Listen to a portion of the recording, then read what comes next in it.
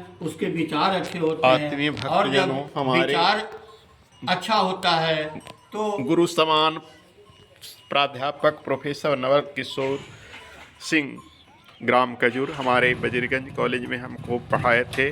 आज सौभाग्य की बात है, हमारे मंदिर में पधारे हुए हैं और हम भगवान राम के वनवास संबंधी उनके मुखारविंद से इस चैनल के माध्यम से आपको प्रसारित कर रहे हैं। सुनते जाइएगा। भगवान श्री राम को जो मालूम हो गया कि माँ ने मेरे लिए 14 वर्ष का वनवास और भरत के लिए राजगद्दी की मांग की है, भगवान बहुत खुश हुए। वैसे विद्वानों का मत है कि भगवान जब 5 वर्ष के थे तो माता कैकेयी बड़ा ही सुंदर भोजन बनाई और भोजन जब परोसने लगी तो राम भगवान कहते हैं कि मैया आज मुझे खाने की इच्छा नहीं है। जब कोई बालक कह दे कि मुझे आज खाने की इच्छा नहीं तो माँ को संदेह हो जाता है। कैकेयी माँ बड़ा चिंता में पड़ गई कि क्या बात है। कहा माँ पहले तुम वचन दे तो मैं भोजन की बात करूँगा। कहा बेटा मैं वचन दिया, जो तुम मांग लो हमसे प्राण तक मांग लो, मैं देने के लिए तैयार हूँ। कहा माँ तुम जो वचन दोगी ना उससे तुम्हारा बहुत नुकसान होगा, तुम्हें वैधव्य जीवन भी व्यतीत करना पड़ेगा, तुम्हें कलंक भी लगेगा, कोई दुनिया में नाम अपने पुत्री का कैकेयी नहीं रखेगा। बहुत तरह से राम समझाए। माँ कैकेयी वचनबद्ध थी, वो वचन दे दी। ये 5 वर्ष उम्र की कथा है भगवान राम की।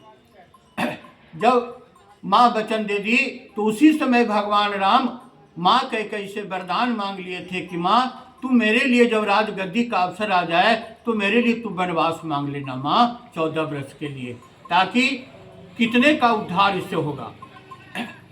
अब कथा आगे बढ़ जाती है, लेकिन घटनाक्रम रामायण में यह बताया गया कि जब राज्याभिषेक की पूरी तैयारी हो गई थी तब कैकेयी जो है कोप भवन में पड़ गई और मंथरा के सहारे से वनवास की मांग की कि हमें पूर्व में दिया हुआ वचन हमें आज पूरा कर दीजिए।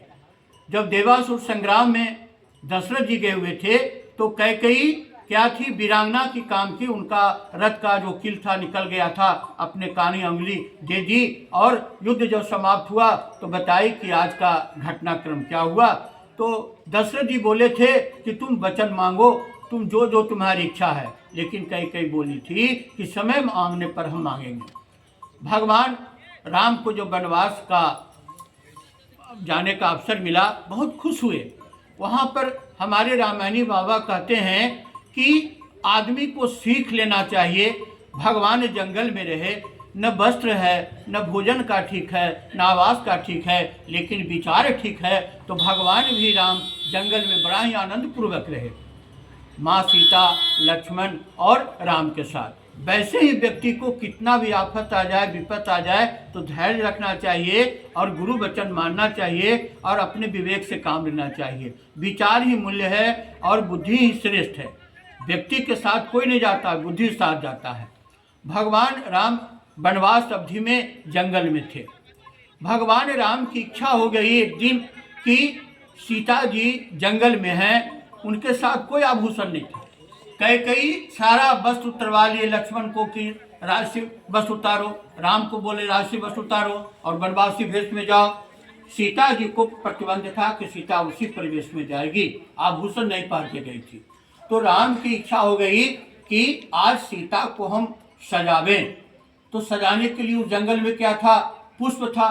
भगवान राम पुष्प का चयन करते हैं, तरह तरह के और लाते हैं। लक्ष्मण जी कहीं कंदमूल फल के लिए जंगल में गए थे लाने के लिए, भाई के आदेश पा करके, और राम और सीता दोनों विराजमान थे कुटिया में। पुष्प का चयन कर लाए, हाथ में हार बना के दी, गले में दी, पैर में लगाया, मस्तक पर फूल लगाई, बड़ा सुंदर सुशोभित हो रही थी। भगवान राम कार्य करते करते थक गए थे। सीता माँ के गोद में भगवान सो गए, शयन कर गए। इसी बीच इंद्र का बेटा जयंत देख रहा था।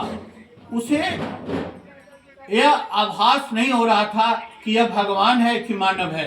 उसे आश्चर्य हुआ कि यह भगवान कैसा, या तो साधारण मानव जैसा अपनी स्त्री की सेवा में लगा हुआ है, सजा रहा है।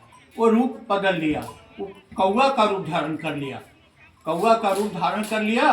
और क्या किया कि भगवान जब सोए हुए थे गोद में, तो सीता के पैरों में आकर के चोंच मारता है कौवा। एक बार मारा, 2 बार मारा। माता बोलती है बेटा है, क्या होगा? परवाह नहीं की। 2 बार, 4 बार, 5 बार वो करते गया, चलते गया। भगवान की नींद, उसका नाम जयंत था, इंद्र का बेटा था, इंद्र स्वर्ग का राजा, उसका बेटा जयंत, और कौवा का रूप धारण कर लिया था। माँ एक शब्द भी नहीं बोली। 4 बार, 5 बार, 6 बार किया, रक्त की धार बहने लगती है। भगवान नींद की खुलती है तो पूछे कि सीते यह कैसे? तो कहा क्या कीजिएगा भगवान, एक कौवा आया, वो चोंच मारा। तो कहा हमें क्यों तू नहीं जगाया? कहा मैं सोचा कि आपकी नींद टूट जाएगी, इसलिए हमने आपको नहीं जगाया। कहा अच्छा। फिर कौवा आया, चोंच मारा। ध्यान लगाए भगवान। भगवान जो ध्यान लगाते हैं तो देखते हैं कि कौवा साधारण कौवा नहीं है, वो तो इंद्र का बेटा जयंत है। और यह भावना लेकर के यहाँ आया था कि हम परीक्षा लेते हैं कि भगवान में कितनी शक्ति है, भगवान में कितनी शक्ति है, उसकी आज परीक्षा हो जाएगी। भगवान क्या किए कि जो तरकस में बाण पड़ा था, बाण नहीं निकाले। भगवान बाण प्रहार करते थे राक्षस के अंत के लिए। वो एक सीख निकाले और सीख को छोड़ दिया। अब कौवा जो है भागे जा रहा है और पीछे पीछे सीख चला जा रहा है, बाण जो है। अब सोचता है कि हम कहाँ जाएं, कौन हमको बचावेगा। तो सोचा कि हम पिता के पास चल जाएंगे इंद्रलोक, तो हमारे पिताजी से बचा लेंगे। इंद्रलोक गया। इंद्र पूछा कि जयंत तुम्हारी यह दशा कैसे? तो कहा पिताजी क्या कहें, हम जंगल में विचरण कर रहे थे तो भगवान राम जो थे सीता को सजा रहे थे पुष्प गुच्छ से। हमारी इच्छा हो गई कि इनकी परीक्षा ले लें कि भगवान है कि मानव है। ये अब मानव की भांति अपने पत्नी को सजा रहे हैं और उनकी शक्ति की परीक्षा के लिए मैं ऐसा किया। इंद्र बोले कि बेटा तू नालायक है, तुम इंद्र में लोक में रहने लायक नहीं है, या ऐसे पुत्र से बिना पुत्र के रहना अच्छा है, वापस वो घर से जा। अब तो उसको लगा कि मुझे पिता ने फटकार दिया, अब हम कहाँ जाएं। लेकिन भगवान का जो बाण चल रहा था वो मारने का उद्देश्य नहीं था, उसकी शक्ति को पता लगाना था। जो रुक जाते थे तो बाण रुक जाता था। वो सोचा कि चल जाते हैं माँ के पास, माँ मुझे बचा लेगी। गया, बड़ा घबराए हुए माँ से बोला माँ माँ माँ बचा लो। कहा बेटा क्या हुआ, आज तुम्हारा रूप ये है? तो कहा माँ मैं आज शक्ति की परीक्षा भगवान को लेने के लिए गया था, लेकिन भगवान ने मुझ पर बाण छोड़ा और हम जान बचाने के लिए भागे चल रहे हैं, बाण मुझे मार देगा। माँ भी बोलती है कि बेटा कुपुत्र तुम है, भगवान की शक्ति को क्या परीक्षा लेगा, तुम जा मेरे घर से, ऐसे संतान से कोई सुख होने को नहीं है। अब सोचा आप कहाँ जाए, तो ब्रह्मा जी के यहाँ चल दिया हो। सोचा ब्रह्मलोक के मालिक हैं, हम हाथ जोड़ गोड़ेंगे तो हमको छुट्टी दे देंगे। ब्रह्मा जी के पास पहुँचे ब्रह्मलोक में, तो ब्रह्मा जी पूछे तुम कौन हो? तो कहा हम इंद्र का बेटा जयंत है, तुम्हारी ये स्थिति क्या है?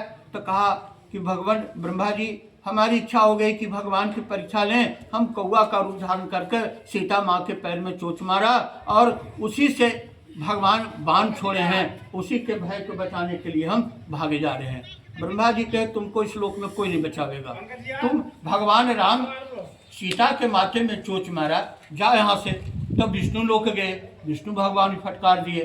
शंकर लोक में गए, वो कहे कि शंकर भगवान हैं, वो नमामि समीसा निर्वाण रूपम निराकारम ओकार वासम तुरियम, तो सब कुछ विस्पान कर लेते हैं। शंकर भगवान कहे कि तुमने सीता के पैर में चोंच मारा है और उनकी शक्ति की परीक्षा लेने के लिए ऐसा किया, तो एक तरफ से पीछे से बाण आ रहा है और दूसरे तरफ से मेरा त्रिशूल जाएगा, तुम्हारा अंत हो जाएगा, भागो यहाँ से। अब तो ब्रह्मा विष्णु महेश सब लोग घुल गया। नारद जी जा रहे थे रास्ते में, नारद जी पूछे तुम इतना घबरा क्यों रहे हो? सारी कथा बताया। कहा तो रुक जा। कहा नहीं भगवान हम नहीं रुकेंगे। महर्षि कहा क्यों? कहा बाण हमारा प्राण ले लेगा। कहा तू रुक जा और पीछे देख। क्या देखा? तो बाण रुक गया। कहा ये भगवान का बाण है, ये मारता नहीं है, तुम्हारी गलती है, चलो ले चलते हैं तुमको भगवान के पास। वो जाने से इनकार किया कि भगवान तो जान मार देंगे। लेकिन नारद जी कहे कि चलिए। नारद जी गया, हाथ जोड़कर भगवान के चरणों में गिरा। भगवान पूछे किस लिए आए हो? तो कहा कि भगवान उस बार हम आपकी शक्ति की परीक्षा के लिए आए थे, अब आपसे आशीर्वाद लेने के लिए आए भगवान, हम पर दया कीजिए। कहा जैन तुमने गलती की, तुम परीक्षा ले रहा था। वो बाण छोड़े और उससे एक आँख उनका मैंने समाप्त हो गया। जो कौवा था ना, उसका एक आँख समाप्त हो गया और शिक्षा मिली कि हम एक ही हैं, सीता हो चाहे राम हो, और तुम परीक्षा जो ले रहा था इसलिए तुम्हारा घमंड दूर हुआ और तुम्हारी आँख चल गई। इससे शिक्षा मिली। बोलिए राघवेंद्र सरकार।